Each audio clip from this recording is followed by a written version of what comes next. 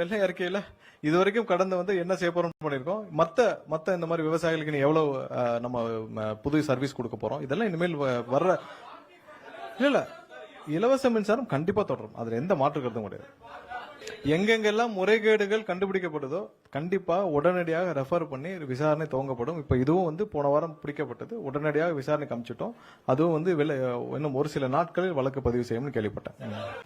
இல்ல ஓவரால நம்ம இதுல என்ன பிரச்சனைன்னு சொல்லிட்டோம். கண்டிப்பா ஊழல்கள் பொதுவா இல்ல, நம்ம வந்து என்ன சொல்லிருக்கோம், எவ்வளவு ரெவன்யூ இருக்கு, எவ்வளவு எக்ஸ்பெண்டிச்சர் இருக்கு, எவ்வளவு இன்ஃப்ராஸ்ட்ரக்சர் அதன் மூலமா அதிகரிச்சிருக்கு, எவ்வளவு தூரம் மக்களுக்கு எவ்வளவு செஞ்சிருக்காங்கன்றத முழுமையா காட்டியிருக்கிறோம். கண்டிப்பா நம்ம என்ன செய்ய போறோம்னு காட்டியிருக்கிறோம்.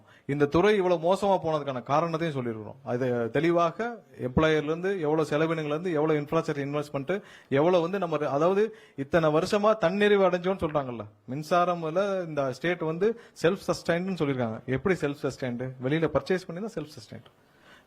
நம்மளுடைய சொந்த உற்பத்தி இல்லை. நம்ம சொந்த உற்பத்தியில் எவ்வளவு பண்ணிட்டு இருக்கோம், நம்ம இன்டர் ஸ்டேட்ல எவ்வளவு பர்ச்சேஸ் பண்றோம், நம்ம அதர் ஸ்டேட்ல இருந்து எவ்வளவு பர்ச்சேஸ் பண்றோம், டிஃபரன்ஸ் தெரியணும். நிறைய பேருக்கு அதுல குழப்பம் இருக்கு. நம்ம செல்ஃப் சஸ்டைன்ட்னு 2015-16 சொன்னாங்களே அப்படின்னா, செல்ஃப் சஸ்டைன்ட்னா நம்ம இங்கேயே பர்ச்சேஸ் பண்றோம் அப்படின்னு சொல்லியிருக்காங்க. சோ அதனால அந்த பிரேக்கப்பை நம்ம மக்கள் புரிஞ்சு கொள்ள வேண்டும். எல்லாருக்கும் மக்களுக்கும் தெரிய வேண்டும், இந்த துறையில் எப்படி பவர் மேனேஜ்மெண்ட் பண்றோம்னு தெரியணும். வேற இல்ல அதுதான் இப்ப இருக்கிற ப்ராஜெக்ட் நம்ம வந்து இருக்கிற ப்ராஜெக்ட் முடிக்க போறோம். இது இல்லாமல் இந்த பவர் ரேட் இருக்குல்ல, நம்ம பர்ச்சேஸ் ரேட்டு, இதை குறைக்கும் வேலைகள் தான் நம்ம செய்ய போறோம். ஏன்னா இதுக்கு மேல நம்ம பவர் ஜெனரேஷன்ல பேரலா நம்ம ஃபோக்கஸ் பண்ணாலும், நம்ம அந்த பீக் மேனேஜ்மெண்ட்டுக்கு பீக் அந்த பம்ப்டு ஸ்டோரேஜ் மாதிரி பீக் மேனேஜ்மெண்ட்டுக்கு நம்ம பண்ணாலும், அதுக்கு தான் வந்து நம்ம பேட்டரி ஸ்டோருக்கு இப்போ இன்வெஸ்ட்மெண்ட்ஸ்க்கு ஜென்ரேஷனுக்கு இன்வெஸ்டர்ஸ்க்கு மட்டும் தான் இப்போ நம்ம ஓபன் பண்ண போறோம். நம்ம இனி வர காலங்களில் ஜென்ரேஷன் கண்டிப்பா தனியாருடைய பார்ட்டிசிபென்ட்ஸ் நிறைய கொடுக்க போறோம். ஸோ வெளியிலிருந்து நிறைய இன்வெஸ்டர்ஸ்க்கு கண்டிப்பாக ஜென்யூனா அவங்களுக்கு தேவையான வசதிகளை செய்து அவங்களுக்கு எல்லா விதத்திலையும் உதவிகள் செய்து அவங்களுக்கு அலோவ் பண்ண போறோம்.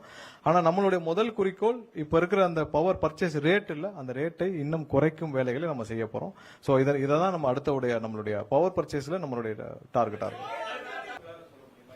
இல்ல இதுல மெயின்டெனன்ஸ்ல எல்லா இடத்துலயும் மெயின்டெனன்ஸ், கான்ட்ராக்ட் ஸ்டாஃபிங்ல நிறைய கான்ட்ராக்ட் ஸ்டாஃபிங், அதான் அந்த கிளவுட் ஆடிட்டிங் போட்டுருந்தேன். கான்ட்ராக்ட் ஸ்டாஃபிங், கான்ட்ராக்ட் வெண்டர்ஸ், சின்ன கான்ட்ராக்ட் வெண்டர்ஸ், கான்ட்ராக்ட் ஸ்டாஃபிங், எல்லா டெண்டர்ஸ்லயும் 30 to 40% பஃபர் இல்லாம எந்த டெண்டரும் போல. நம்ம டிரான்ஸ்ஃபார்மர் டெண்டர் அதுல ஒரு எக்ஸாம்பிள். நீங்க பாத்தீங்கன்னா 8 லட்ச ரூபாய் வர்த்துள்ள டிரான்ஸ்ஃபார்மர் நம்ம 13 லட்ச ரூபாய் கோட் பண்ணிருக்கோம். 30 to 40% பஃபர். சோ நீங்க எல்லா மொத்த டெண்டரையும் எடுத்தீங்கன்னா எல்லா டெண்டர்லயும் கண்டிப்பா ஒரு 30 to 40% பஃபர் இருந்திருக்கு. கான்ட்ராக்ட் எம்ப்ளாயிஸ் எவ்வளவு பேர் இருந்தாங்க, ரெக்கார்டே இல்ல. அப்ப ரெக்கார்டே இல்லாம கிளவுட் ஆடிட்டிங் ஒரு டீம் தான் ரெக்கார்டு இருக்கும், நம்மகிட்ட கிடையாது.